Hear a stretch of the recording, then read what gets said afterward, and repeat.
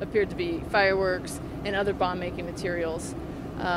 The homeowner did admit to having 2 pipe bombs in a shed in the backyard. At that point, the Arapahoe County Bomb Squad was called out.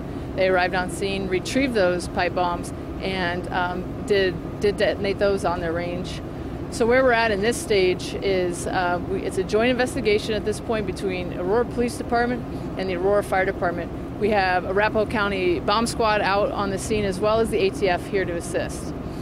We have obtained a search warrant for the home and the shed. There's 2 sheds in the back. And a search will be underway here momentarily with teams going into the house in different areas of the house and just identifying anything that may be potentially dangerous, identifying that, and then logging that all in as evidence. So this will be a long process for the rest of the afternoon as they make their way through the house to do it slowly and safely. Has Mr. Grover admitted to having anything else in the house? We arrested the homeowner, Michael Grover. He is being charged with, at this point, possession of an explosive device. He's being held at the Aurora City Jail for $6,000 bond. He at this point, our interviews are over with him, and we don't have any reason to believe that there's any more bombs in the house, that we want to be absolutely certain. Do you have a DOB on him yet? Yes. Is it on your notes there? It's 8/15 of 57. Is the hazmat truck, do you suspect you have other chemicals besides explosives? Yeah, there were some different chemicals found in there.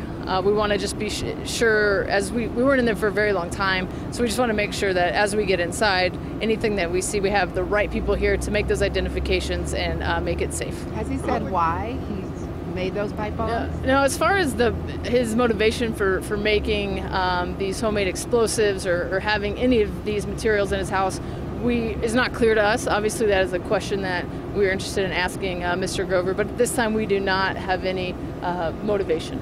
For the people that live here, you said it'd be a long afternoon. Are they going to be out of their homes the whole time?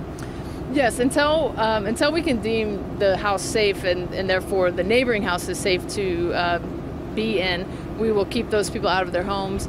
We have contact with them. We're making sure that they're being taken care of. And as soon as it is safe, we may still be out here working, but we'll let them know the minute it's safe for them to go back inside.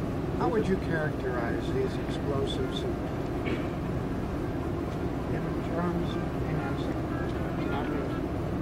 in terms of how much damage they could potentially do?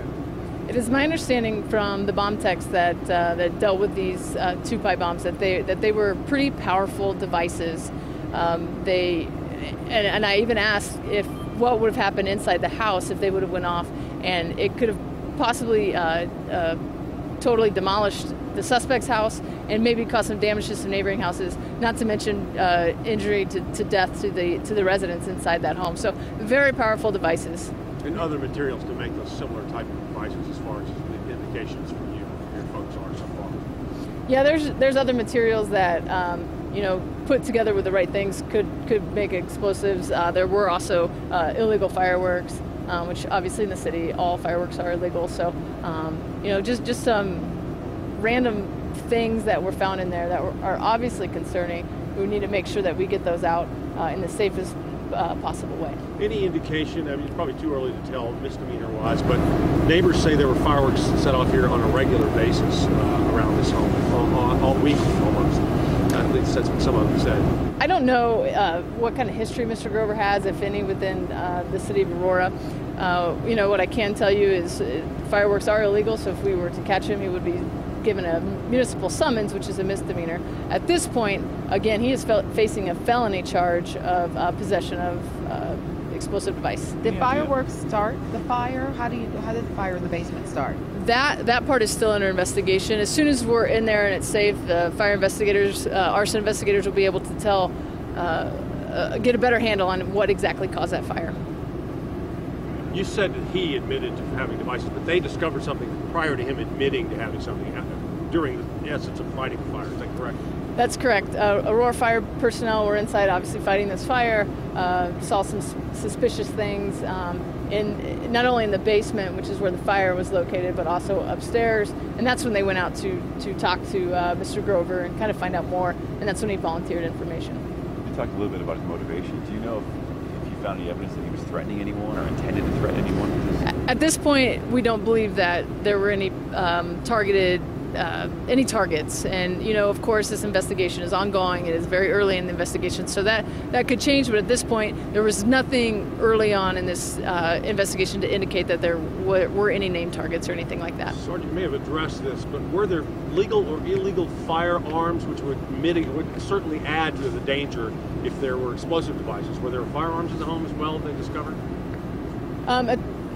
I'm going to refrain from answering that particular question at this time. Once our crews are inside, we can identify more of what's inside. I may be able to answer that for you. How many people live in this house? Three. It's a family that lives there. How old is his child? A teenager. And we've talked to both other people that live there, his wife and his child, and so it's obviously part of the investigation. Nobody else is going to be facing charges, at least at this point. Male or female teen? Male. You plan to update us at a certain time today for some sort of briefing? Yeah, we'll see how this goes here. If it, we'll give it I don't know how long this will take. I think once the initial entry teams are made, again, these teams are made up of Aurora police officers, our detectives, Aurora fire personnel. All right, again, this is Cassidy Carlson, a spokesperson for the Aurora Police Department. This situation, if you're just joining us here on 7 News, started as a house fire call, and a fire in a basement at a home in Aurora. The biggest cross streets here would probably be Tower in Mississippi. When firefighters got there, they discovered some bomb-making materials. So you heard Cassidy there say that a man in custody now, Michael Grover, on $6,000 bond. He faces a felony charge of possession of explosive materials. The neighborhood still evacuated as they clean that up, making sure it's safe for people to go back in. We'll stay on scene. We'll have the latest here on 7 News and also on the denverchannel.com. We're going to take a quick break and be right back.